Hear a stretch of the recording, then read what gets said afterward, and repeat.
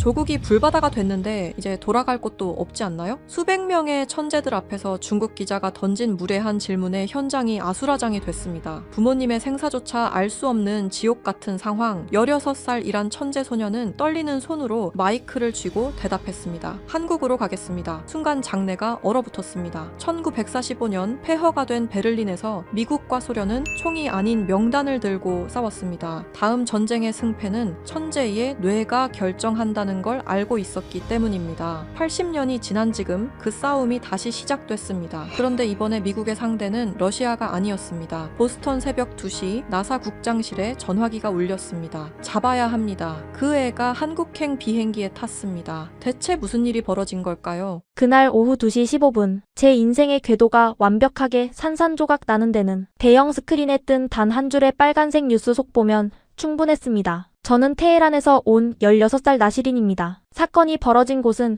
미국 보스턴에 위치한 글로벌 우주 영재 캠프의 대강당이었습니다. 나사가 전액 후원하고 세계 상위 0.01%의 영재들만이 초대받는다는 이곳은 오직 논리와 수식만이 지배하는 완벽하게 차가운 세상이었죠. 전 세계에서 가장 똑똑하다는 수백 명의 천재들과 그들을 평가하기 위해 모인 최고의 천체, 물리학 석학들이 제 눈앞에 앉아 있었습니다. 불과 10분 전까지만 해도 저는 단상에 서서 목성, 탐사선의 비선형 동역학 궤도 진입 모델을 브리핑하고 있었습니다. 수만 개의 변수를 통제하며 우주의 법칙을 수학으로 증명해낼 때마다 장내에서는 낮은 탄성과 박수가 터져나왔습니다. 저는 제가 세상의 중심에 서 있다고 믿었습니다. 그 어떤 거대한 우주의 비밀도 제 머릿속에 공식으로 완벽하게 제어할 수 있다는 오만함이 제 온몸을 감싸고 있었으니까요. 그때 저는 몰랐습니다. 제가 찢어버리게 될 종이 쪼가리 한 장이 불과 6달 뒤 전 세계 과학계의 콧대를 산산조각 낼 거대한 폭풍의 시작이었다는 것을요. 저의 그 알량한 오만함이 끔찍한 절망으로 바뀌는 데는 1초도 걸리지 않았습니다. 강당 뒤편에서부터 웅성거리는 소리가 파도처럼 밀려오더니 심사위원석에 앉아있던 교수들의 스마트폰이 일제히 미친 듯이 진동하기 시작했습니다. 무언가 심상치 않은 일이 벌어졌다는 것을 직감한 순간 맨 앞줄에 앉아있던 한 외신 기자가 불쑥 마이크를 가로채며 자리에서 일어났습니다. 그의 입가에는 특종을 낚아챘다는 듯한 지독하게 비열하고 흥분된 미소가 번져 있었습니다. 나시린 양, 방금 들어온 긴급 속보입니다. 당신의 조국 테헤란의 대규모 폭격이 시작되었습니다. 통신망은 전부 파괴되었고 민간인 거주구역까지 완전히 잿더미가 되었다고 하는데요. 하늘이 뚫리고 조국이 사라진 마당에 당신의 그 훌륭한 우주 연구는 앞으로 어디서 계속하실 계획입니까? 그 기자의 말이 통역기를 거쳐 제 귀에 꽂히는 순간 세상의 모든 소리가 아득하게 멀어졌습니다. 수십 대의 카메라가 저를 향해 일제히 렌즈를 돌렸고 플래시 불빛이 터질 때마다 제 눈앞이 하얗게 전멸했습니다. 귀에서는 날카로운 기계음만이 맴돌았고 심장이 갈비뼈를 뚫고 바닥으로 곤두박질 치는 것 같았습니다. 숨을 들이마시려 했지만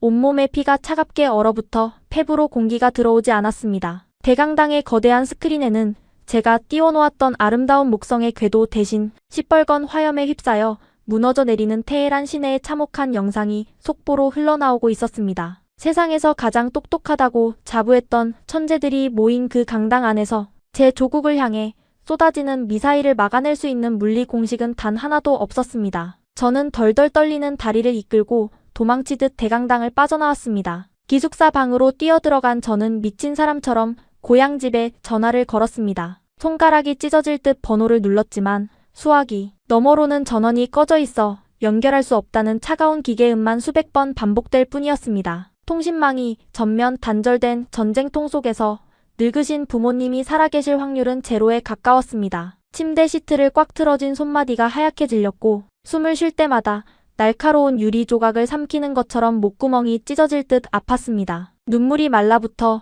피눈물이 날 것 같던 그날 밤 새벽 1시 죽은 듯이 웅크려 있던 제 방문을 누군가 신경질적으로 두드렸습니다. 문을 열자 그곳에는 나사에서 국제영재 선발을 총괄하는 고위 관계자 콜먼 박사가 서 있었습니다. 최고급 캐시미어 코트를 걸치고 완벽하게 세팅된 은발을 한 그는 전쟁의 참혹함 따위는 자신과 전혀 상관없다는 듯 아주 여유롭고 부드러운 미소를 띠며 방 안으로 들어왔습니다. 마치 벼랑 끝에 몰린 어린 양을 구원하러 온 절대자처럼 말입니다. 나시린 조국의 비극은 정말 유감이란다. 그 무례한 기자 녀석의 질문은 마음에 두지 말 거라. 그는 위로의 말을 건네는 듯했지만 저는 그의 파란 눈동자 속에서 아주 정교하고 차갑게 돌아가는 계산기를 보았습니다. 그는 서류 가방을 열어 두꺼운 파일 하나를 제 책상 위로 미끄러지듯 밀어보냈습니다. 하지만 우리는 철저하게 이성적으로 생각해야 해. 너의 그 천재적인 두뇌는 인류의 위대한 자산이야. 전쟁통에 썩혀버리기엔 너무나도 아까운 재능이지. 여기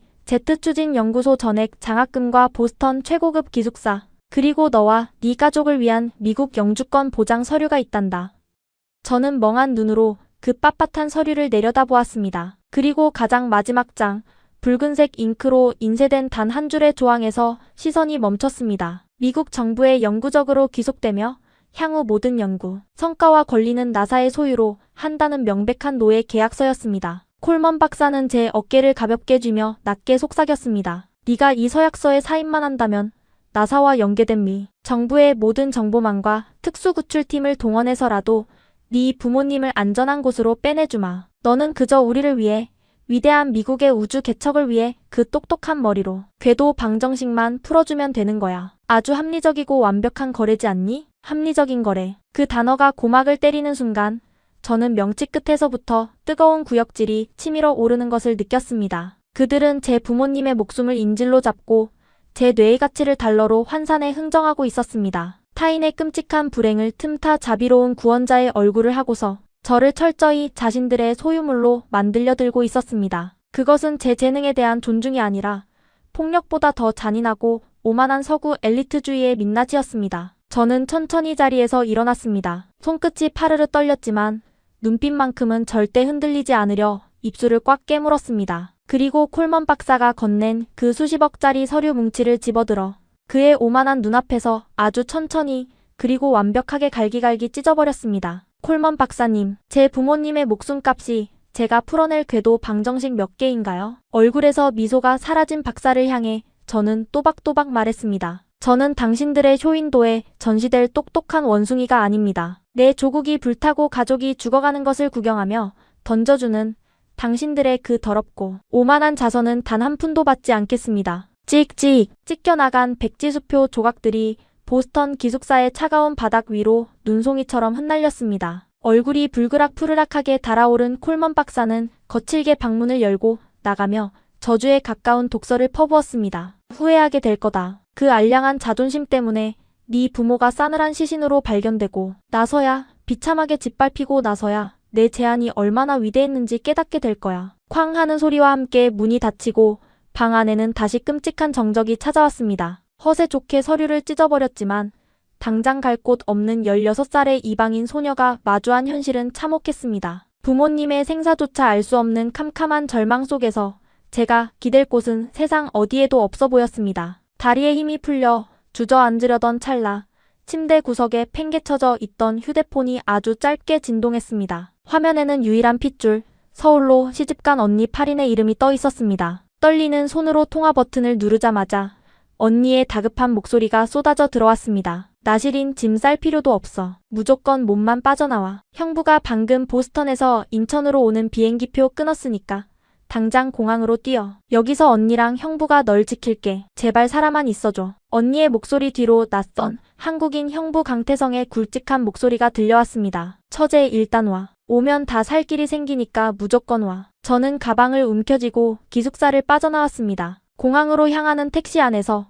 저는 끊임없이 불안의 공식들을 계산하고 또 계산했습니다. 혈연을 중시하고 외국인에게 배타적이라는 한국. 피 한 방울 섞이지 않은 외국인 사돈 처녀가 전쟁난 조국을 등지고 짐덩어리처럼 굴러들어가는 상황이었습니다. 아무도 믿어서는 안 되었습니다. 나사도 내게서 궤도 방정식을 원했던 것처럼 그 낯선 한국의 가족들도 나를 통해 무언가를 얻어내려 할지 모른다고 생각했습니다. 약한 모습을 보이고 쓸모가 없어지면 쫓겨날 것이 분명했습니다. 저는 덜덜 떨리는 손을 꽉 쥐며 감정을 완벽하게 통제하고 누구에게도 곁을 주지 않는 차가운 얼음벽을 겹겹이 세웠습니다. 하지만 저는 꿈에도 알지 못했습니다. 도망치듯 도착한 한국의 인천공항에서 보스턴의 그 거대한 자본주의보다 훨씬 더 묵직하고 거대한 중력장이 저를 기다리고 있을 줄은 말입니다. 그것은 제가 세운 완벽한 방어기제에 처음으로 깊은 균열을 만들어낸 충격적인 사건의 시작이었습니다. 태평양을 건너는 14시간의 비행이 끝나고 마침내 인천국제공항에 도착했습니다. 입국장 게이트에 반투명한 자동문이 스르륵 열리고 낯선 한국의 차가운 공기가 피부로 왈칵 밀려들어오는 순간 저는 마치 적진 한가운데 떨어진 병사처럼 잔뜩 날을 세운 채 주위를 두리번거렸습니다. 서구의 엘리트 사회에서 제가 뼈저리게 배운 세상의 진리는 언제나 완벽한 기브앤테이크, 즉 철저한 조건부 거래였습니다. 나사의 고위급 인사조차 제 머릿속에 든 천체, 물리학 지식의 가치를 달러로 환산해 부모님의 목숨과 교환하려 들지 않았습니까? 그렇다면 이 낯선 한국의 가족들 역시 겉으로는 저를 거두어주는 척하지만 결국 제게서 무언가 대가를 원할 것이 분명했습니다. 눈칫밥을 먹으며 천덕꾸러기 취급을 받겠지.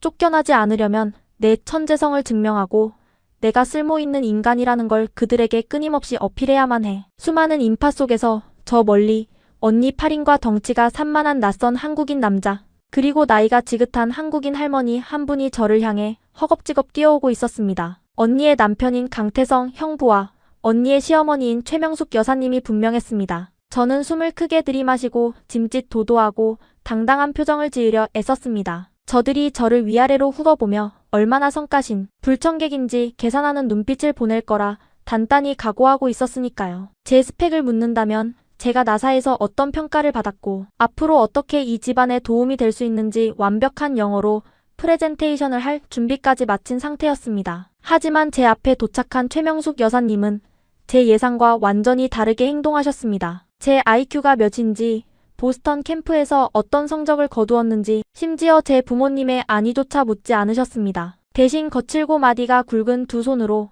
잔뜩 얼어붙어 있던 제 두 뺨을 덥석 감싸주셨습니다. 그리고는 붉게 충혈된 눈시울로 저를 꽉 끌어안으며 통역기조차 필요 없는 아주 투박하고도 강렬한 한마디를 내뱉으셨습니다. 세상의 어떤 복잡한 궤도 방정식으로도 절대 해석할 수 없는 저의 완벽한 방어 기제에 깊은 균열을 만들어낸 그 충격적인 첫마디는 바로 이것이었습니다. 아이고 내 새끼. 그 어린 것이 비행기 타고 오느라 얼마나 무서웠어. 먼 길 오느라 고생했다. 밥은 먹었어? 배고프지? 제 양보를 감싸 쥔 최 여사님의 입에서 나온 첫마디. 언니 8인이 황급히 일한어로 통역해준 그 문장을 듣는 순간 저는 제 귀를 의심할 수밖에 없었습니다. 밥은 먹었냐고, 배가 고프지 않냐고. 그것이 지구 반대편에서 모든 것을 잃고 도망쳐온 16살 이방인 소녀에게 던진 첫 질문이었습니다. 미국 최고의 우주기관이라는 나사의 고위 관계자는 저를 보자마자 제 두뇌의 가치와 위대한 인류의 발전을 이야기했습니다. 제 머릿속에 든 지식이 얼마나 위대한지, 그것을 위해 얼마의 돈과 영주권을 지불할 수 있는지를 이성적으로 묻고 따졌습니다. 하지만 이 낯선 한국의 할머니는 제가 천재이건 말건, 앞으로 노벨상을 받을 제목이건 말건 그런 것에는 티끌만큼의 관심도 없어 보였습니다. 그저 핏기가 가신 제 하얀 얼굴을 보며 이 불쌍하고 조그만 아이가 며칠 동안 제대로 된 따뜻한 밥 한 술을 넘기지 못했을 거라는 사실, 오직 그 하나에만 온 신경을 집중하고 계셨습니다. 당황한 제가 아무런 대답도 하지 못하고 우두커니 서 있자 옆에 있던 강태성 형부가 제 커다란 이민 가방 2개를 번쩍 들어 올리며 사람 좋은 미소를 지어 보였습니다. 처제, 이제 아무 걱정 마. 여긴 한국이야. 하늘에서 총알 날아올 일도 없고 자다가 폭탄 떨어질 일도 없어. 형부가 다 지켜줄 테니까 일단 짐 풀고 집으로 가자. 어머니가 어제부터 처제 온다고 장을 얼마나 무식하게 보셨는지 몰라. 공항을 빠져나와 형부의 낡은 SUV 차량을 타고 서울로 향하는 내내 저는 창밖으로 스쳐 지나가는 화려한 한강의 야경을 멍하니 바라보았습니다. 강줄기를 따라 끝없이 펼쳐진 수백만 개의 불빛들은 보스턴의 야경보다 훨씬 더 거대하고 눈부셨습니다. 하지만 제 머릿속에서는 여전히 의심의 끈을 놓지 못하고 있었습니다. 이 친절함의 진짜 대가는 과연 무엇일까? 이 사람들도 결국 나중에는 나에게 무언가를 요구하지 않을까? 서구의 엘리트 사회에서 평생을 살아온 저에게 조건 없는 환대란 존재하지 않는 판타지일 뿐이었습니다. 차는 서울 외곽의 어느 평범하고 오래된 아파트 단지로 들어섰습니다. 나사에서 저에게 약속했던 수영장이 딸린 보스턴의 최고급 대저택과는 거리가 먼 아주 소박하고 낡은 집이었습니다. 하지만 현관문을 열고 집 안으로 들어선 순간 저는 또다시 거대한 충격에 휩싸이고 말았습니다. 집 안가득 진동하는 진한 냄새. 그것은 한국 음식 특유의 마늘 냄새나 된장 냄새가 아니었습니다. 그것은 저에게 너무나도 익숙하고 동시에 이 낯선 땅에서는 절대 맡을 수 없을 거라 생각했던 고향의 향기였습니다. 거실 식탁 위에는 상다리가 부러질 정도로 엄청난 양의 음식들이 산더미처럼 차려져 있었습니다. 그런데 그 음식들의 정체가 저를 그 자리에 꽁꽁 얼어붙게 만들었습니다. 우리 사돈 처녀가 돼지고기는 입에도 대면 안 된다면서 파린이한테 물어보니까 할랄인지 뭔지 하는 고기만 먹어야 한다더라고. 그래서 우리gang 서방시켜서 저기 이태원 이슬람 사원 앞까지 가서 양고기랑 닭고기 제일 좋은 놈으로 떼어왔지. 내가 돋보기 끼고 유튜브 보고 열심히 따라 만들었는데 입에 맞을지 모르겠네. 최명숙 여사님이 앞치마에 젖은 손을 쓱쓱 닦으며 쑥스러운 듯 웃으셨습니다. 식탁 정중앙에는 이란의 전통 스튜인 고르메 사브지가 커다란 한국식 뚝배기에 담겨 보글보글 끓고 있었고 그 주변으로는 양고기 케밥과 샤프란을 흉내내어 노랗게 물들인 볶음밥이 가득 쌓여 있었습니다. 핏줄 하나 섞이지 않은 이방인 소녀, 그것도 종교마저 다른 사돈.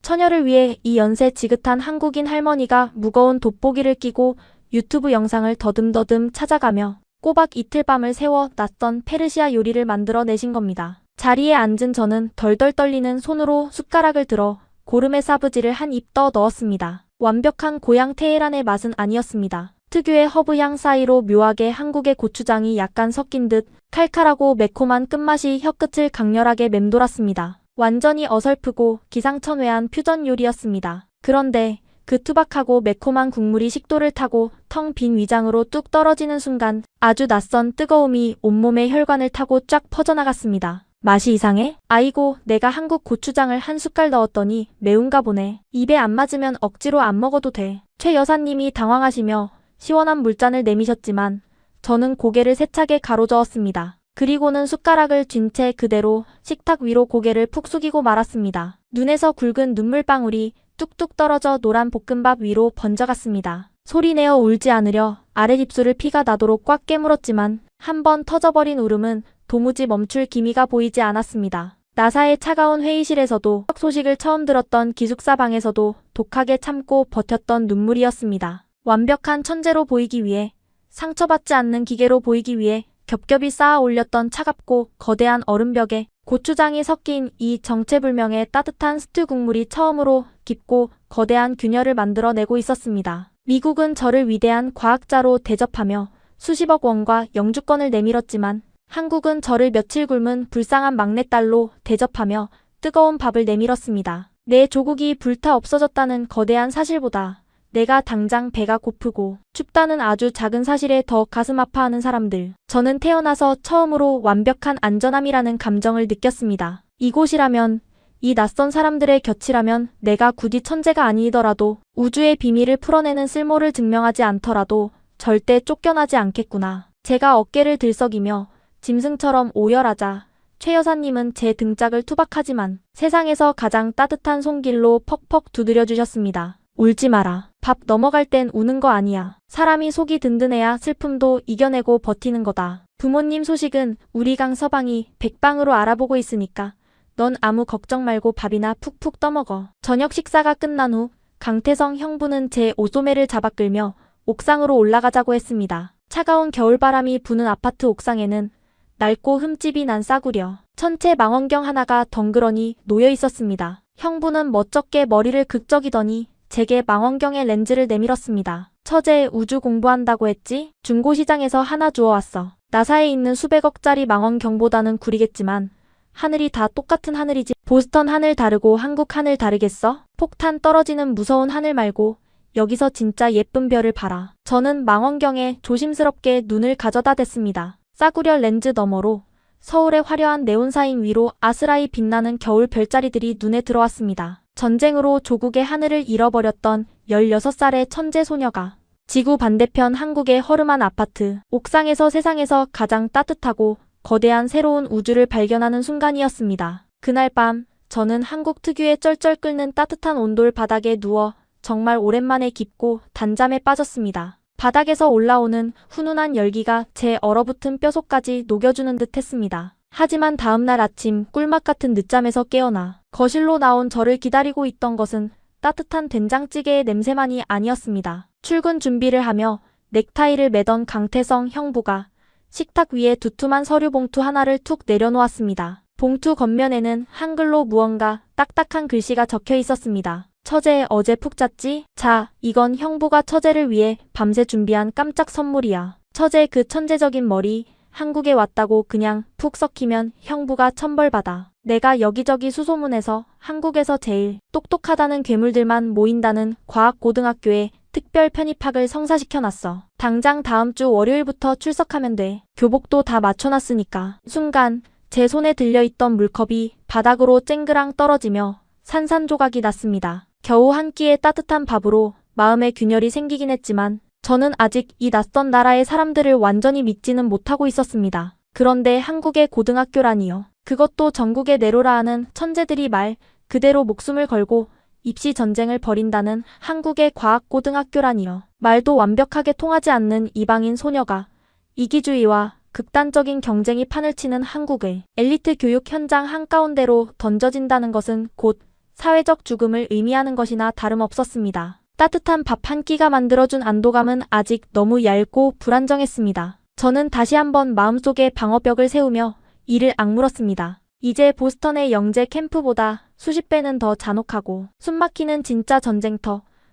한국과학고등학교라는 지옥의 교실 문을 열어야만 했습니다. 과연 저는 이 무시무시한 이방인의 정글에서 살아남아 다시 한번 궤도를 이탈하지 않을 수 있을까요? 그리고 그 교실 맨 뒷자리에 앉아있던 저와는 완전히 다른 방식으로 우주의 법칙을 해석하는 한 소년과의 만남이 제 인생을 또 어떻게 송두리째 뒤흔들어 놓을지 그때는 정말 꿈에도 알지 못했습니다. 형부 강태성의 낡은 이 차에서 내려 처음 마주한 한국 과학고등학교의 정문은 마치 거대한 회색빛 요새처럼 보였습니다. 나사가 후원했던 보스턴 영재 캠프의 자유롭고 활기찬 잔디밭과는 달라도 너무 달랐습니다. 짙은 남색 교복을 단정하게 차려입고 무거운 백팩을 맨 학생들은 약속이라도 한 듯 바닥만 보며 빠른 걸음으로 교문을 통과하고 있었습니다. 그들 사이에서 서구적인 이목구비에 커다란 후드티를 뒤집어 쓴 제 모습은 마치 정밀하게 깎여 맞물려 돌아가는 거대한 톱니다. 바퀴들 사이에 툭 떨어진 이물질 같았습니다. 교장 선생님의 특별 배려로 편입학 절차는 일사천리로 진행되었지만 교실 앞문을 열고 들어선 순간 제 숨통을 꽉 조여온 것은 지독할 정도로 무거운 적막감이었습니다. 쉬는 시간임에도 불구하고 교실 안에는 차프심이 종이를 날카롭게 긁는 소리와 무거운 전공, 서적의 책장을 넘기는 소리만이 가득했습니다. 수십 개의 까만 눈동자들이 일제히 저를 향해 꽂혔을 때 그 시선들 속에는 호기심보다 명백한 경계심과 적대감이 서려 있었습니다. 제 이름과 이란에서 왔다는 사실, 그리고 미국 최고의 우주 캠프에서 넘어왔다는 스펙은 이미 소문으로 쫙 퍼져 있었으니까요. 그들에게 저는 환영받을 새로운 전학생이 아니라 자신들의 내신 등급을 깎아먹을 가장 강력하고 이질적인 포식자일 뿐이었습니다. 저는 턱을 치켜들고 교실 맨 뒷자리 구석으로 가방을 던지듯 내려놓았습니다. 그래, 누가 친구라도 해달래? 어차피 언어조차 완벽하게 통하지 않는 이 낯선 한국의 정글에서 제가 할 일은 오직 하나였습니다. 압도적인 실력으로 이 콧대 높은 우물 안개구리들을 완벽하게 짓눌러버리고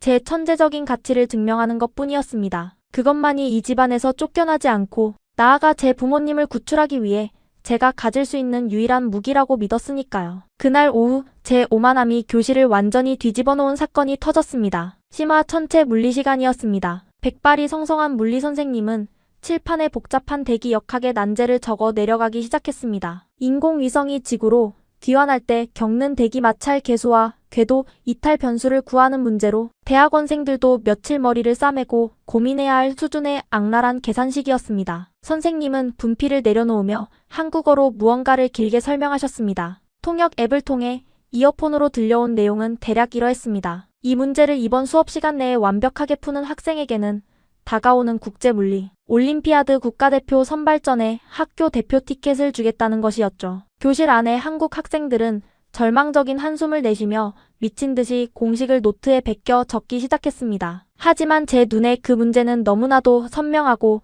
투명한 유리 구슬처럼 보였습니다. 굳이 복잡한 계산식을 수십 줄 나열할 필요도 없었습니다. 공간의 변수를 아주 조금만 비틀어 직관적인 차원에서 접근하면 단 세 줄의 공식으로 답이 튀어나오는 구조였으니까요. 저는 헛웃음을 치며 자리에서 벌떡 일어났습니다. 의자가 바닥을 긁으며 끼익하는 날카로운 소리를 냈고 일제히 저를 향해 고개가 돌아갔습니다. 저는 뚜벅뚜벅 교단 앞으로 걸어 나가 물리 선생님의 손에 들린 하얀 분필을 말없이 넘겨받았습니다. 그리고 칠판의 빈 공간에 제가 머릿속으로 그린 직관적인 비선형 공식을 거침없이 휘갈기기 시작했습니다. 타다다.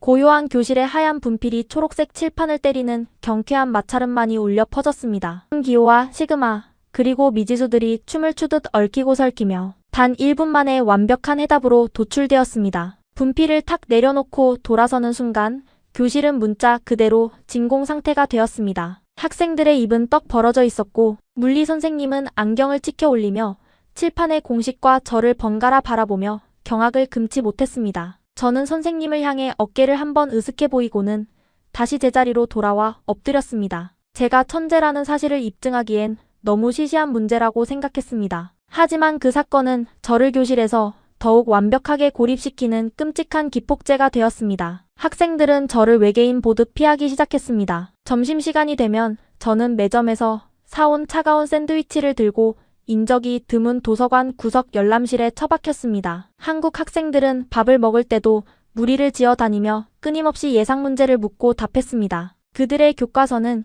형광펜과 포스트잇으로 너덜너덜해져 있었고 손가락에는 펜을 하도 쥐어궂은 살이 박여 있었습니다. 저는 속으로 그들을 비웃었습니다. 창의성이나 우주를 꿰뚫는 직관력은 하나도 없이 그저 기계처럼 주입식으로 외우기만 하는 딱한 녀석들. 내가 마음만 먹으면 너희들이 며칠 밤을 세운 그 미련한 노력 따위는 단 10분 만에 짓밟아 버릴 수 있어.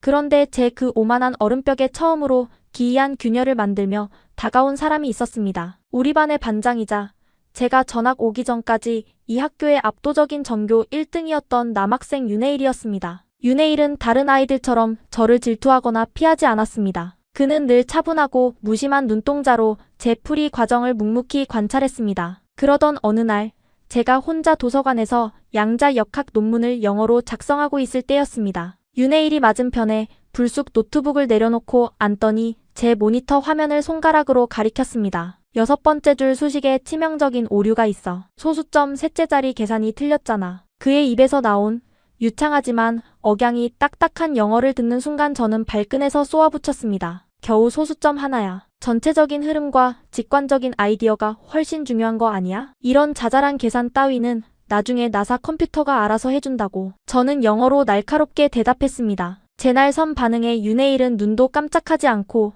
저를 똑바로 쳐다보며 대답했습니다. 네 직관이 뛰어난 건 인정해. 하지만 나실인 여긴 나사가 아니라 한국이야. 한국에서는 인공위성 발사 궤도를 계산할 때 소수점, 셋째 자리 오류 하나 때문에 천문학적인 세금이 날아가고 프로젝트가 박살나.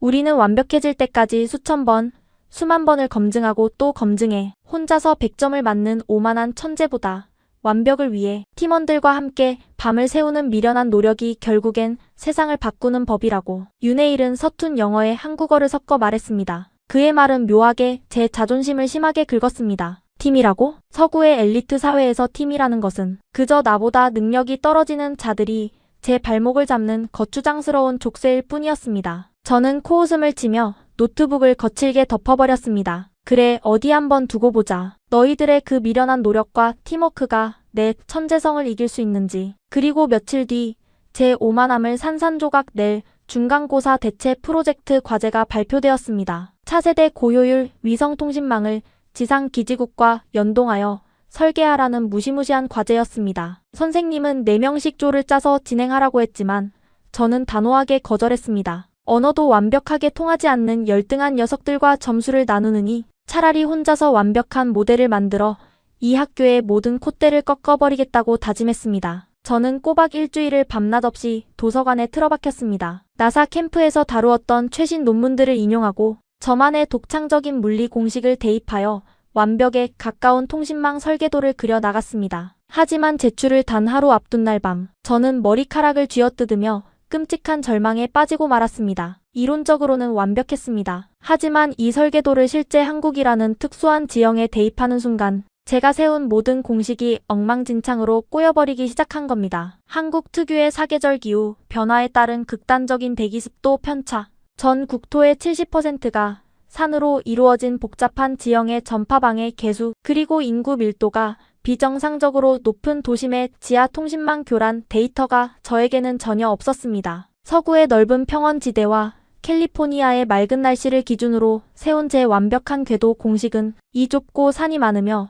사계절이 뚜렷한 역동적인 한국 땅에서는 도무지 작동하지 않는 반쪽짜리 쓰레기였습니다. 이제 와서 한국어로 된 그 방대한 기상청 데이터와 지형 자료를 혼자서 수집하고 번역하여 대입하는 것은 물리적으로 절대 불가능했습니다. 눈앞이 새카맣게 변했습니다. 처음으로 나의 직관이 거대한 현실의 벽에 부딪혔다는 사실에, 그리고 국가대표 선발전 티켓을 놓치면 부모님을 구할 권력을 영영 잃어버릴지도 모른다는 공포에 숨이 턱 막혀왔습니다. 아무도 없는 도서관 열람실에서 혼자 헐떡이며 눈물을 훔치고 있을 때 묵직한 발소리가 들려왔습니다. 전교 1등 윤혜일이었습니다. 그는 제가 며칠째 밥도 굶어가며 혼자 끙끙대고 있는 꼴을 다 지켜보고 있었을 겁니다. 이제 나를 비웃고 조롱하겠지. 혼자 잘난 척하더니 꼴 좋다고 손가락질하겠지. 저는 방어적으로 잔뜩 몸을 움츠렸습니다. 하지만 윤혜일은 아무 말 없이 다가와 제 책상 위로 백과사전만큼 두꺼운 검은색 바인더 하나를 쿵 하고 내려놓았습니다. 바인더의 겉면은 얼마나 손을 탔는지 너덜너덜했고 그 안에는 형광펜으로 빽빽하게 밑줄이 그어진 방대한 양의 한국 지형 데이터와 기상청의 통신 교란 패턴 자료들이 아주 깔끔하게 영문으로 번역되어 정리되어 있었습니다. 이게 다 뭐야? 제가 떨리는 목소리로 묻자 윤혜일은 며칠 밤을 새운 듯 붉게 충혈된 눈을 비비며 피곤한 듯 목을 한번 꺾었습니다. 그리고 무심하게 대답했습니다. 네가 못 찾고 헤매고 있는 로컬 변수들. 지난 며칠 동안 우리 조원들이 다 같이 밤새워서 영문으로 번역하고 교차 검증한 데이터야. 네 그 완벽한 궤도 공식에 이 데이터만 대입하면 이 학교 역사상 최고의 통신망 모델이 나오겠지. 가져다 써. 제 머리를 거대한 둔기로 세게 얻어맞은 것 같았습니다. 우리는 올림피아드 국가대표 선발전 단 한 자리를 두고 피 튀기게 싸우는 가장 강력한 적군이었습니다. 그런데 도대체 왜 적군인 나에게 자신들이 피땀 흘려 만든 가장 강력한 무기를 아무 조건 없이 넘겨주는 것일까요? 어째서? 너는 나를 이겨야 국가대표가 될 수 있잖아. 내가 이 데이터를 써서 완벽한 과제를 내면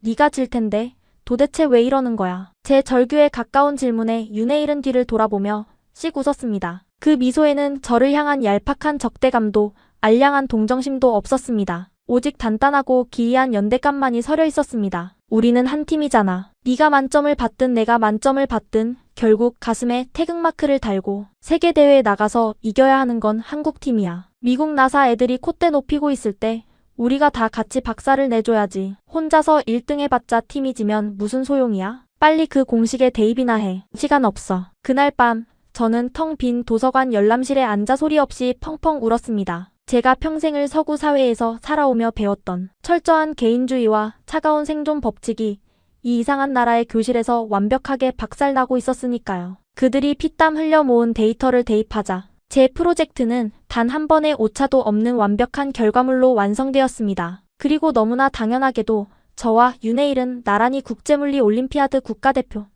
최종 선발 명단에 이름을 올리게 되었습니다. 상인인 제가 특별 귀화 절차를 통해 저를 품어준 이 나라의 태극마크를 가슴에 달고 세계 무대에 출전할 자격을 얻게 된 것입니다. 하지만 그 따뜻한 기적과 평화는 그리 오래가지 않았습니다. 올림피아드 결승전 출국을 불과 보름 앞두고 열린 국가대표 합숙 훈련 기간이었습니다. 전국에 내로라 하는 천재들이 모인 연수원 식당에서 윤혜일을 비롯한 한국 팀원들과 다 같이 웃으며 저녁 식사를 하던 중이었습니다. 식당 한쪽 벽에 걸린 대형 텔레비전에서 예능 프로가 갑자기 끊기더니 미친 듯이 요란한 사이렌 소리와 함께 시뻘건 바탕에 긴급 속보가 흘러나왔습니다. 현지 시각 새벽 3시 이란 수도 테헤란을 비롯한 주요 외곽 도시에 역대 최대 규모의 융단 폭격이 가해졌습니다. 현재 이란 전역의 국가통신망과 지하 전력망이 완벽하게 파괴되어 외부와의 연락이 전면 단절된 상태입니다. 다수의 민간인 사상자가 발생한 것으로 추정되며 앵커의 목소리가 귀가에서 아득하게 웅웅거리며 멀어졌습니다. 제 손에 들려있던 쇠젓가락이 식판 위로 챙그랑 떨어졌습니다. 전면 단절. 그 말은 곧 피난처를 찾아 떠돌고 계실 부모님의 생사를 이제는 지구상 그 어떤 방법으로도 영영 확인할 길이 없어졌다는 뜻이었습니다. 제가 윤혜일이 건넨 데이터를 보며 한국의 정을 느끼고 있을 때 제 조국의 부모님은 잿더미 속에서 서서히 죽어가고 계셨던 겁니다. 통신탑이 무너지고 도로가 끊긴 참혹한 전쟁통에서 두 노인이 살아남을 확률은 제로에 가까웠습니다. 저는 비명을 지르며 미친 사람처럼 식당을 뛰쳐나갔습니다. 하지만 하늘의 별조차 보이지 않는 새카만 절망의 늪에서 허우적대는 저를 구원할 기적이 형부 강태성의 그 낡은 수첩 속에서 시작될 줄은 상상조차 하지 못했습니다. 그것은 나사의 최첨단 군사 위성조차 해내지 못한 오직 대한민국만이 할 수 있는 가장 위대하고 미련한 방식의 기적이었습니다. 식당의 대형 텔레비전에서 이란 전역의 통신망이 완벽하게 파괴되었다는 앵커의 절망적인 목소리가 울려 퍼진 순간 저는 미친 사람처럼 식판을 엎어버리고 밖으로 뛰쳐나갔습니다. 등 뒤에서 윤혜일과 다른 팀원들이 놀라 제 이름을 부르는 소리가 들렸지만 제 귀에는 아무것도 들리지 않았습니다. 국가대표 연수원 건물의 어두운 비상계단을 구르듯 뛰어올라 옥상 철문을 쾅하고 박차고 나갔습니다. 칠흑같이 어두운 겨울밤, 살을 에이는 듯한 매서운 칼바람이 제 뺨을 후려쳤습니다. 옥상 난간에서 한 발짝 떨어진 곳에 서서 저는 숨이 끊어질 듯 헐떡였습니다. 모든 것이 부질없었습니다. 제가 대기역학의 비선형 방정식을 1분 만에 풀어내면 무엇합니까? 우주의 기원을 계산해 내고 인공위성의 궤도를 완벽하게 통제하면 무슨 소용이 있습니까? 정작 폭탄이 쏟아져 내리는 새카만 하늘 아래에서 저를 낳아준 부모님의 숨통 하나 지켜내지 못하는 이 알량한 물리 공식들이 너무나도 끔찍하고 역겨웠습니다. 차라리 나사의 그 더러운 백지수표에 당장 사인을 했더라면 내 영혼과 조국을 팔아서라도 부모님을 구출해달라고 그 오만한 콜먼 박사의 바지가랑이라도 붙잡고 매달렸더라면 적어도 지금쯤 미국 정부의 특수구출팀이 부모님을 안전한 곳으로 모시고 가지 않았을까. 지독한 후회와 뼈를 깎는 절망감이 저를 거대한 괴물처럼 집어삼켰고 저는 차가운 콘크리트 바닥에 주저앉아 짐승처럼 울부짖으며 제 머리카락을 쥐어뜯었습니다. 그때였습니다. 굳게 닫혀있던 옥상 철문이 무언가에 부딪히듯 거칠게 열리며 짐승의 헐떡임 같은 거친 숨소리가 들려왔습니다. 나시린, 너 여기서 뭐 하는 거야? 연수원 선생님들의 다급한 연락을 받고 서울에서부터 미친 듯이 과속을 하며 달려온 형부 강태성과 언니 파린이었습니다. 형부는 옥상 바닥에 쓰러져 발버둥치는 저를 단숨에 일으켜 세웠습니다. 제 눈물 범벅이 된 얼굴을 멍하니 내려다보는 형부의 표정은 단순히 처제를 걱정하는 슬픔이나 연민이 아니었습니다. 그것은 무언가를 단단히 결심한 맹수와도 같은 아주 매섭고도 번뜩이는 눈빛이었습니다. 형부 다 끝났어요. 테헤란 통신망이 다 파괴됐대요. 이제 우리 엄마 아빠가 살아계신지 시체가 되었는지 영영 알 수가 없게 됐어요. 제가 천재면 뭐예요? 저는 세상에서 제일 쓸모없는 쓰레기예요. 제가 실성한 사람처럼 중얼거리자 강태성 형부가 커다란 두 손으로 제 양어깨를 부서질 듯 꽉 틀어지며 소리쳤습니다. 정신 차려 나시린. 포기하기엔 아직 일러. 넌 너의 완벽한 물리를 믿지? 형부는 모래바람을 마시며 맨손으로 사막에 도시를 세웠던 한국 아저씨들의 징그러운 오지랖을 믿어 통신망이 끊겼다고? 미국 인공위성이 모래 폭풍에 가려서 못 찾는다고? 웃기지 말라 그래. 저는 형부의 말이 도대체 무슨 뜻인지 조금도 이해할 수가 없었습니다. 형부 강태성은 20대 젊은 시절부터 십수년간 중동 지역의 거대한 교량과 댐을 건설하는 대형 건설회사의 현장 소장 출신이었습니다. 형부는 덜덜 떨고 있는 저를 향해 한국인들만이 가진 그 지독한 근성에 대해 이야기하기 시작했습니다. 처제, 과거 우리 한국 건설쟁이들이 어땠는지 알아? 옛날에 말이야. 중동 사막 한가운데서 돈 몇 푼 쥐고 맨몸으로 뛰어들었던 게 바로 우리 한국 사람들이야. 달러 몇 푼 더 벌겠다고 간 게 아니라 불가능을 가능으로 만들겠다는 그 무식하고 끈끈한 개척 정신. 그 피와 땀이 지금 저 중동 바닥 지하 깊숙한 곳까지 거미줄처럼 다 깔려있다고. 형부는 그 자리에서 즉시 두꺼운 패딩 안주머니를 뒤지더니 모서리가 다 해져서 너덜너덜해진 낡은 가죽 수첩 하나를 꺼내 들었습니다. 그리고는 떨리는 손으로 스마트폰의 다이얼을 미친 듯이 누르며 여기저기 전화를 돌리기 시작했습니다. 두바이 김 소장님, 저 강태성입니다. 예, 다름이 아니라 제 처가 쪽 어르신 두 분이 테헤란 외곽에 고립되셨는데 폭격 때문에 통신이 다 끊겼습니다. 그쪽 현장에 우리 시멘트 납품하던 현지 업자 알리씨 아직 있죠? 그 친구 외곽 라인 좀 싹 다 뒤져주십시오. 예, 부탁드립니다. 최 반장님. 예, 태성입니다. 이란 남부 국경 쪽으로 넘어가는 비밀 루트 아직 뚫려 아시죠? 그쪽으로 우리 중장비 넘기던 트럭 기사들 무전망 좀 싹 다 열어주세요. 돈은 얼마가 들어도 제가 다 댈 테니까 사람 2명만 제발 찾읍시다.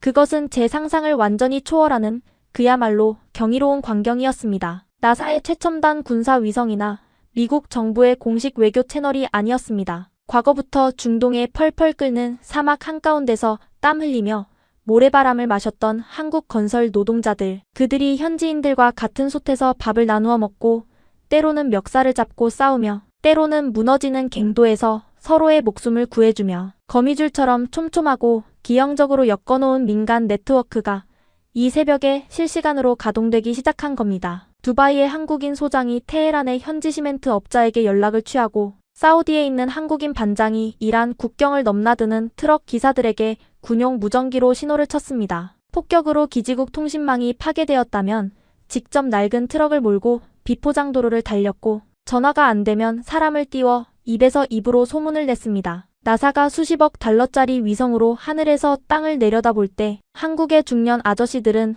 땅바닥에 엎드려 모래를 뒤집었으며 개미떼처럼 사람을 찾고 있었습니다. 밤새도록 형부의 전화기에는 불이 났습니다. 연수원 1층 휴게실에 언니 8인과 헐레벌떡 택시를 타고 달려오신 최명숙 여사님까지 합류하여 우리는 모두 숨을 죽인 채 형부의 입술만 바라보았습니다. 최 여사님은 어디서 가져오셨는지 낡은 염주를 돌리며 끊임없이 불경을 외고 계셨습니다. 이란의 알라신이든 한국의 부처님이든 그 누구라도 좋으니 제발 이 불쌍한 이방인 아이의 부모를 살려달라고 간절히 눈물로 기도하시면서요. 그리고 새벽 3시 20분 정막이 흐르던 휴게실 안을 찢어버릴 듯 형부의 스마트폰이 날카롭게 울렸습니다. 화면에는 발신자 번호 표시 제한이라는 글자가 떠 있었습니다. 일반 전화가 아니라 추적을 피하는 위성 전화였습니다. 통화 버튼을 누른 형부의 안면 근육이 미세하게 떨리더니 이내 그의 굵은 두 눈에서 왈칵하고 뜨거운 눈물이 쏟아져 내렸습니다. 어르신, 장인어른, 저 태성입니다. 8인이 남편이요. 아유, 살아계셨군요. 감사합니다. 정말 감사합니다. 형부가 짐승처럼 오열하며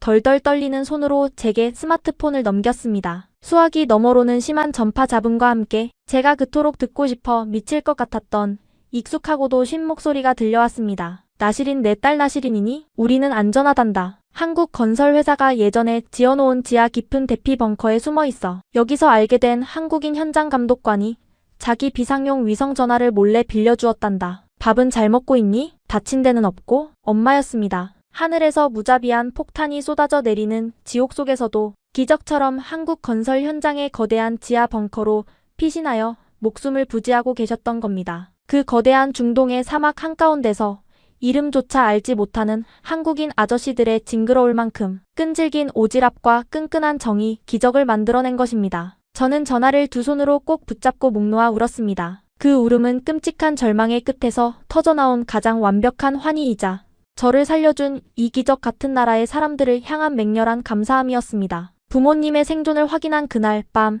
제 마음속 깊은 곳에 남아있던 마지막 의심의 얼음.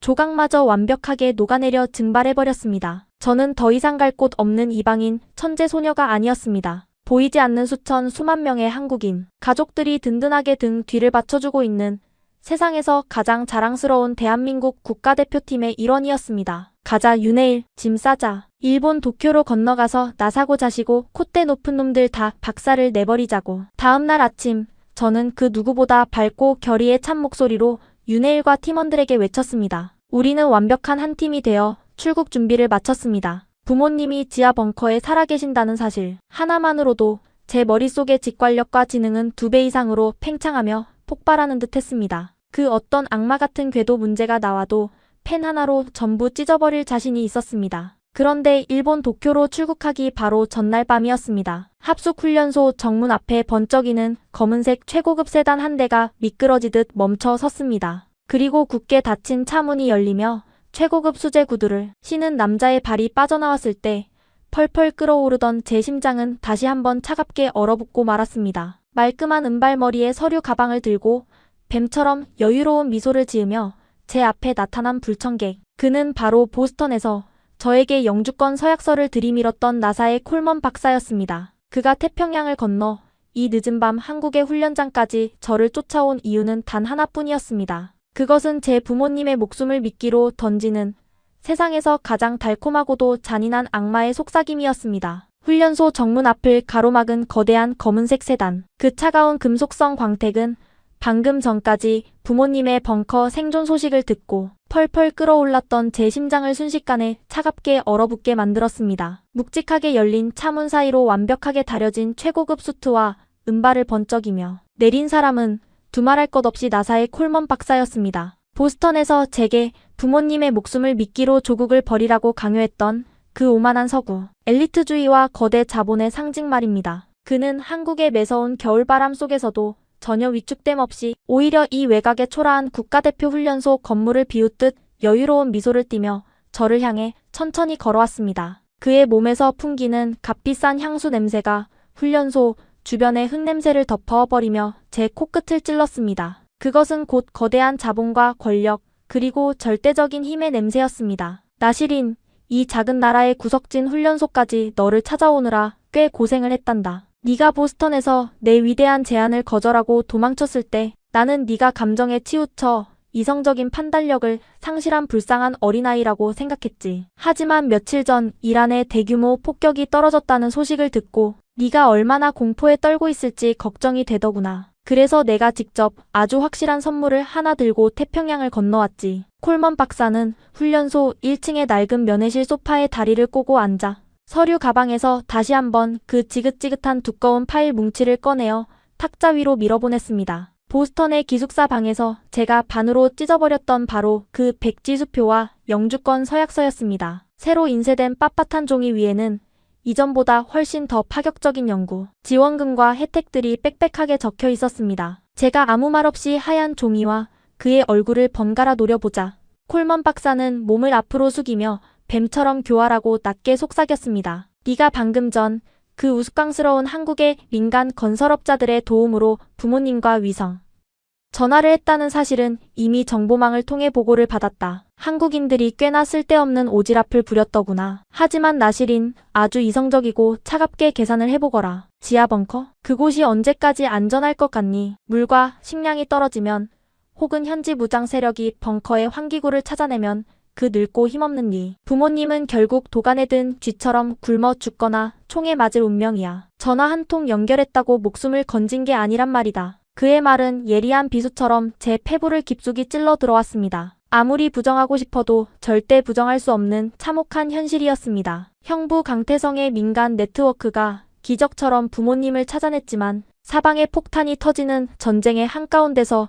무기 하나 없는 민간인의 힘만으로 두 노인을 국경 밖으로 빼내는 것은 불가능에 가까운 일이었습니다. 콜먼 박사는 제 눈동자가 미세하게 흔들리는 것을 정확히 포착하고는 결정적인 일격을 가했습니다. 지금 당장 이 서류에 사인을 하고 나와 함께 밖에서 대기 중인 차에 타렴. 인천공항에는 보스턴으로 직행할 나사의 전용기가 시동을 켜놓고 널 기다리고 있어. 네가 비행기에 오르는 즉시 미 정부 산하 최정예 특수구출팀이니 부모님이 숨어있는 벙커에 좌표로 출동할 거다. 한국의 힘없는 민간인들은 절대 할 수 없는 오직 미국의 거대한 자본과 압도적인 군사력만이 해낼 수 있는 완벽한 구출 작전이지. 내일 아침이면 네 부모님은 안전한 보스턴의 최고급 병실에서 너를 안아보게 될 거야. 어때? 사인 한 번에 부모님의 완벽한 생존이 보장되는 거다. 숨이 턱 막혔습니다. 이것은 협박이 아니었습니다. 세상에서 가장 달콤하고 그 어떤 인간도 절대 거절할 수 없는 완벽한 구원의 밧줄이었습니다. 제가 평생을 바쳐왔던 천체 물리학의 정점,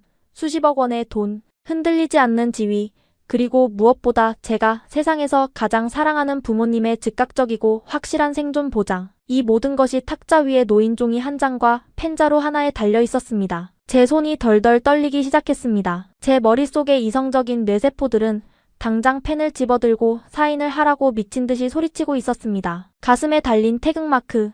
그게 도대체 무슨 소용이란 말입니까? 한국 국가대표로 출전해서 금메달을 딴들 부모님이 시체가 되어 돌아오신다면 제 천재성이 무슨 의미가 있습니까? 저는 떨리는 손을 천천히 뻗어 탁자 위에 펜을 쥐었습니다. 콜먼 박사의 입가에 완벽한 승리의 미소가 번지는 것이 보였습니다. 펜 끝이 하얀 종이 위에 닿으려던 바로 그 찰나였습니다. 드르륵. 면회실의 낡은 미닫이 문이 거칠게 열렸습니다. 처제 짐은 다 쌌어? 내일 아침 일찍 공항 가야 하니까 빨리 올라가서 눈 좀 붙여. 양손에 김이 모락모락 나는 따뜻한 캔 커피를 잔뜩 든 형부 강태성과 제 국가대표 트레이닝복 상의를 팔에 걸친 윤혜일이었습니다. 두 사람은 면회실 안에 거만하게 앉아있는 콜먼 박사를 보고 잠시 당황하는 듯 했지만 탁자 위에 놓인 영문 계약서와 제 손에 들린 펜을 보고는 단숨에 상황을 파악한 듯 했습니다. 평소 사람 좋게 웃던 형부의 굵은 턱선이 무섭게 굳어지는 것이 보였습니다. 콜먼 박사는 불쾌하다는 듯 미간을 찌푸리며 통역기를 통해 한국어로 오만하게 말했습니다. 방해하지 마시죠. 이 천재 소녀는 지금 자신의 위대한 인생과 부모님의 목숨을 구하기 위해 세상에서 가장 합리적인 선택을 하는 중이니까요. 그 말을 들은 형부는 당장 콜먼 박사의 멱살을 잡거나 저를 향해 배신자라며 당장 펜을 내려놓으라고 소리칠 줄 알았습니다. 하지만 형부는 뚜벅뚜벅 탁자 위로 다가오더니 제가 꽉 쥐고 있는 손 위에 자신의 크고 거친 손을 살포시 포개어 얹었습니다. 나시린, 이 미국 사람 말이 사실일 수도 있어. 네가 저 종이에 사인하면 장인어른이랑 장모님 훨씬 더 빠르고 안전한 곳으로 모실 수 있을지도 몰라. 저는 눈을 동그랗게 뜨고 형부를 올려다보았습니다. 형부의 눈은 붉게 충혈되어 있었고 목소리는 미세하게 떨리고 있었습니다. 형부 네트워크로 현지의 식량도 몰래 넣어주고 안전하게 지켜드릴 수는 있지만 총알이 빗발치는 국경을 넘는 작전은 아무래도 우리 힘만으로는 시간이 걸려. 근데 저 사람들은 군대를 동원해서 더 빠르게 두 분을 빼낼 수 있잖아. 나시린, 네가 어떤 선택을 하든 형부는, 아니 우리 한국 식구들은 다 이해해. 우리 한국 사람들은 자기 가족을 살리기 위해서라면 펄펄 끓는 지옥불에도 맨몸으로 뛰어드는 사람들이니까.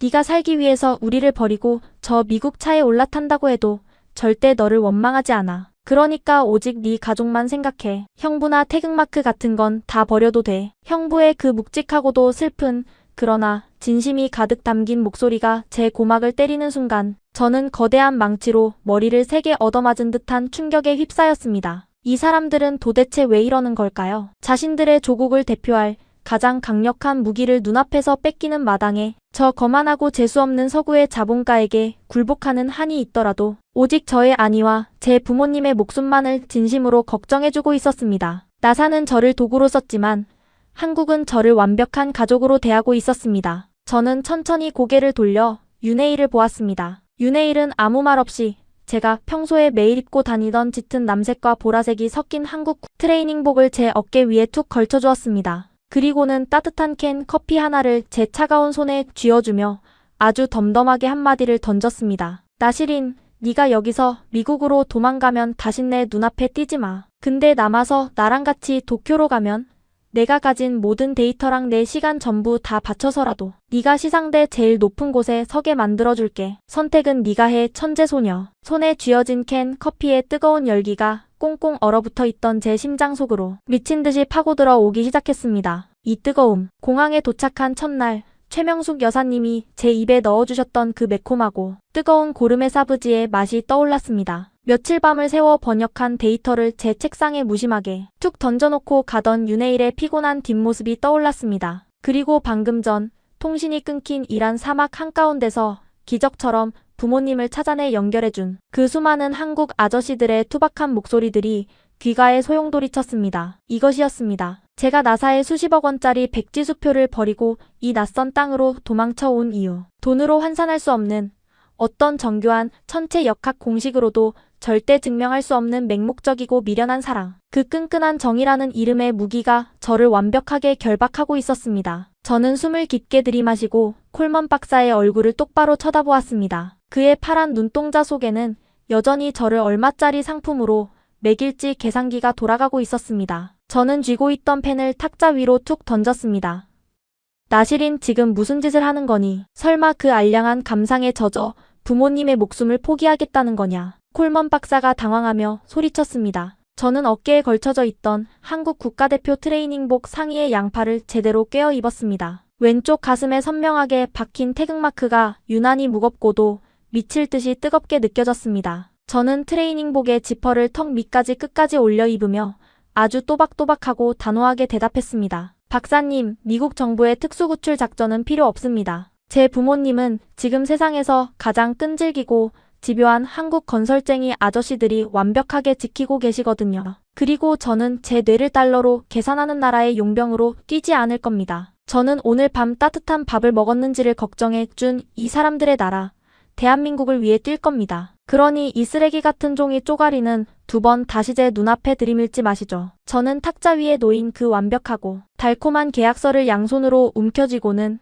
콜먼 박사의 눈앞에서 아주 처참하게 2번, 3번 갈기갈기 찢어버렸습니다. 찢겨나간 백지수표 조각들이 겨울바람이 스며드는 면회실 바닥으로 또다시 눈송이처럼 흩날렸습니다. 콜먼 박사의 얼굴이 분노로 일그러졌지만 저는 더 이상 그가 티끌만큼도 두렵지 않았습니다. 제 양옆에는 산처럼 거대하고 든든한 한국의 형부와 세상에서 가장 강력한 아군이 된 전교 1등 윤해일이 버티고 서 있었으니까요. 후회하게 될 거다. 아주 비참하게 짓밟히고 나서야 내 말이 옳았다는 걸 뼈저리게 깨닫게 될 거야. 독서를 퍼부으며 콜먼 박사가 면회실을 빠져나갔습니다. 그의 검은 세단이 거친 굉음을 내며 멀어지는 것을 보며 저는 폐부 깊숙이 숨을 들이마셨습니다. 두려움은 완전히 사라지고 그 자리에 뜨거운 전의가 활활 타오르고 있었습니다. 남은 것은 오직 하나, 도쿄의 결승전 무대에서 이 숭고한 결단이 결코 틀리지 않았음을 증명하는 것뿐이었습니다. 하지만 일본 한가운데서 저희를 기다리고 있는 마지막 관문이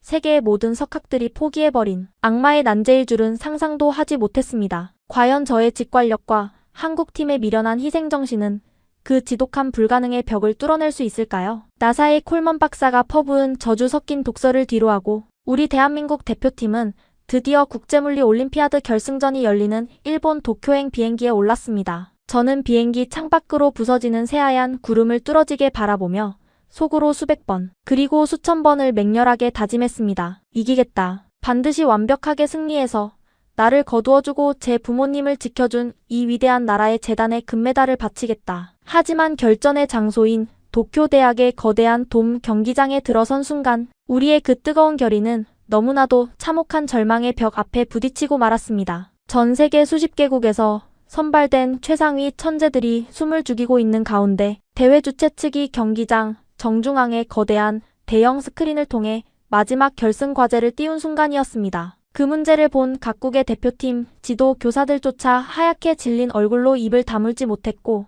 심지어 몇몇 학생들은 너무나도 압도적인 난이도에 절망하며 그 자리에서 펜을 내려놓고 눈물을 터뜨리기 시작했습니다. 그것은 단순히 고등학생 영재들의 수준을 벗어난 문제가 아니었습니다. 세계 최고의 천체 물리학 석학들조차 수십 년 넘게 매달렸지만 도무지 풀이의 실마리를 찾지 못해 영원한 미제로 포기해버렸던 이른바 악마의 영역이라 불리는 초고난도 비선형 천체 역학의 실제 적용 과제였기 때문입니다. 문제의 정체는 이러했습니다. 기후변화로 인한 극단적인 대기 교란 상황 속에서 지구, 적궤도를 도는 수만 개의 위성 파편 충돌을 방지하고 실시간으로 통신 위성의 궤도를 재설정하는 완벽한 융합 공식을 설계하라는 것이었죠. 이 잔인한 장벽 앞에서 우리에게 주어진 제한 시간은 겨우 4시간에 불과했습니다. 올림피아드 결승전은 개인 과제와 함께 팀 전체가 공동으로 도전하는 최종팀 과제가 합산되어 국가 순위를 매기는 방식이었습니다. 개인 과제에서 우수한 성적을 거두는 것은 물론이고 이 최종팀 과제에서 만점을 받는 것이야말로 종합 우승의 핵심 열쇠였죠. 모두가 불가능이라고 외치고 있을 때 저는 덜덜 떨리는 주먹을 꽉 쥐고 대형 스크린에서 눈을 떼지 못하고 있었습니다. 제 머릿속의 신경세포들이 미친 듯이 스파크를 튀기며 돌아가기 시작했습니다. 이 복잡하게 얽힌 기상 이변의 변수들과 궤도 방정식. 이것은 제가 한국과학고등학교 도서관에서 며칠 밤을 새우며 끙끙대던 바로 그 통신망 문제의 우주적 확장판이었습니다. 그리고 그때 저를 비웃는 대신 전교 1등 윤해일이 붉게 충혈된 눈으로 무심하게 던져주었던 두꺼운 검은색 바인더의 내용들이 머릿속을 스쳐 지나갔습니다. 한국의 변화무쌍한 사계절과 극단적인 기후를 버텨내는 방대한 실측, 데이터들이 제 머릿속에 직관적인 물리 공식과 거대한 화학작용을 일으키기 시작한 겁니다. 보인다. 길이 완벽하게 보인다. 어떻게 변수를 통제하고 궤도를 수정해야 하는지 그 거대하고 아름다운 큰 그림이 머릿속에 선명하게 그려졌습니다. 하지만 그 벅찬 기쁨도 잠시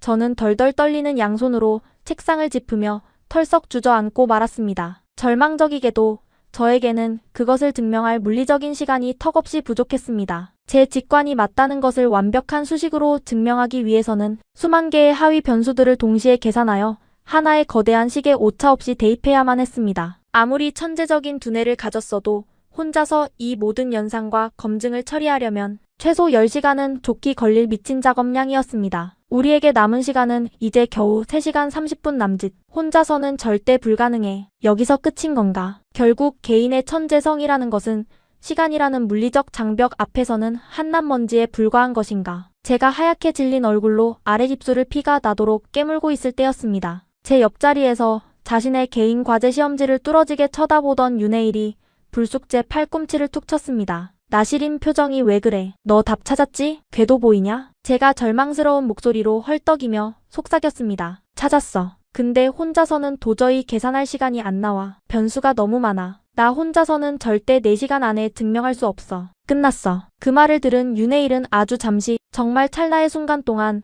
자신의 책상 위에 놓인 개인 과제 시험지를 가만히 내려다보았습니다. 그 시험지에는 그가 한국에서 수년 동안 코피를 쏟아가며 피땀 흘려 준비해온 노력의 결정체가 담겨 있었고, 그것을 풀어내면 그토록 원하던 세계 최고의 명문대 진학이 완벽하게 보장되어 있었습니다. 하지만 윤혜일은 1초의 망설임도 없이 자신의 개인 시험지를 덮어버리더니 팀 과제 답안지를 앞으로 끌어당겼습니다. 그리고는 반대편에 앉아있던 우리 팀의 박도진과 송지은을 향해 고개를 끄덕였습니다. 그 짧은 눈빛 교환, 그것은 세상의 어떤 언어나 논리로는 절대 설명할 수 없는, 오직 한국인들만이 공유할 수 있는 지독하고도 끈끈한 텔레파시였습니다. 박도진과 송지은 역시 일말의 미련도 없다는 듯 씩 웃으며 자신들의 개인 과제를 미련 없이 덮어버리고 팀 과제에 합류했습니다. 나시린, 지금부터 네 머릿속에 있는 그 직관적인 큰 그림을 우리한테 쪼개서 던져.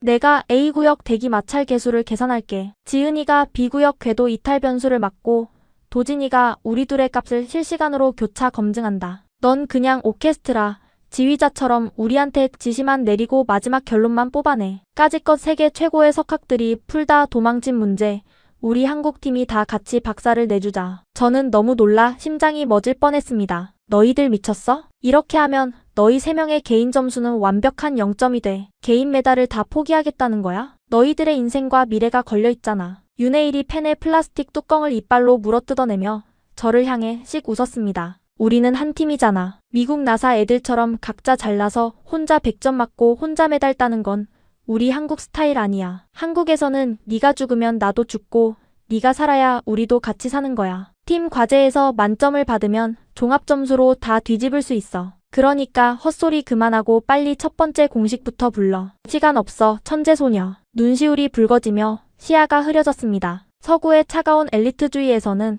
감히 상상조차 할 수 없는 위대한 일이 눈앞에서 벌어지고 있었습니다. 자신의 개인 영광을 완전히 희생해서라도 팀 과제를 빛나게 만들어주는 지독하게 미련하고도 위대한 한국 특유의 희생적 팀워크가 이 도쿄의 거대한 결승전 무대 한가운데서 무서운 속도로 폭발하기 시작한 것입니다. 그때부터의 4시간은 마치 거대한 전쟁터와도 같았습니다. 저는 머릿속의 궤도 공식들을 미친 듯이 쏟아내며 수만 개의 변수들을 3명에게 분배했습니다. 윤혜일과 지은이, 도진이는 기계처럼 정확하고 빠르게 손가락에 쥐가 나도록 볼펜을 굴리며 수천 개의 연산을 미친 듯이 쳐내기 시작했습니다. 다른 나라의 천재들이 자신들의 알량한 개인 점수를 1점이라도 더 올리기 위해 각자 고군분투하며 이기적으로 싸우고 있을 때 오직 대한민국 대표팀의 4명만이 하나의 거대한 유기체처럼 서로의 숨소리를 완벽하게 공유하며 악마의 난제를 향해 돌진하고 있었습니다. 손바닥은 뜨거운 땀으로 흥건했고 책상 위에는 수십 장의 이면지가 눈더미처럼 쌓여갔습니다. 종료 30초 전입니다. 장내 아나운서의 떨리는 목소리가 거대한 돔을 울리는 순간 윤혜일이 피가 맺힌 손가락으로 마지막 궤도 검증값을 제게 던졌습니다. 저는 그 값을 낚아채듯 받아 제 최종 공식의 마지막 빈칸에 우겨 넣었습니다. 완벽했습니다. 단 1mm의 오차도 없이 모든 궤도가 제자리를 찾아 완벽하게 맞물려 돌아갔습니다. 세계 최고의 석학들이 수십 년 동안 뚫지 못했던 그 견고한 불가능의 장벽이 한국의 고등학생 4명이 뭉친 땀방울 앞에서 산산조각이 나는 위대한 순간이었습니다. 마침표를 쾅 찍음과 동시에 경기 종료를 알리는 날카로운 버저 소리가 돔 경기장을 찢을 듯 울려 퍼졌습니다. 우리 4명은 약속이나 한 듯 동시에 펜을 집어 던지고 거친 숨을 몰아쉬었습니다. 그리고 정확히 1시간 뒤 모든 채점을 마친 백발의 심사위원장이 덜덜 떨리는 손으로 마이크 앞에 섰습니다. 기적입니다. 인류의 영원한 미제로 남을 줄 알았던 마지막 천체. 역학팀 과제에서 단 하나의 오차도 없는 완벽한 해답이 나왔습니다. 만점입니다. 자신의 개인 점수를 완벽하게 포기하고 팀 전원이 하나의 거대한 지성에 매달린 올림피아드 역사상 유례없는 놀라운 전략. 이 팀 과제 만점으로 종합 점수를 역전한 올해 국제물리 올림피아드의 압도적인 종합 우승 국가는 대한민국입니다. 장래가 발칵 뒤집혔습니다. 각국의 천재들과 지도 교수들이 일제히 자리에서 일어나 경악 섞인 기립박수와 환호를 보냈습니다. 윤혜일과 지은이, 도진이는 서로의 목마를 태우고 끌어안으며 어린아이처럼 엉엉 울고 있었습니다. 저는 그들의 땀 냄새 나는 보라색 트레이닝복 품에 파고들어 안기며 세상에서 가장 행복하고 뜨거운 눈물을 쏟아냈습니다. 저 혼자만의 알량한 힘이 아니었습니다. 이것은 철저하게 미련할 정도로 저를 믿어준 우리 대한민국의 끈끈한 정과 숭고한 희생이 만들어낸 눈부신 기적이었습니다. 시상식이 끝나고 거대한 태극기를 몸에 두른 채 경기장 밖으로 나오자 전 세계에서 몰려든 수백 명의 외신 기자들이 진을 치고 우리를 겹겹이 둘러쌌습니다. 카메라 플래시가 눈을 뜰 수 없을 정도로 터지는 가운데 보스턴 영재 캠프에서 제게 끔찍한 모욕을 주었던 바로 그 서구권 매체의 기자가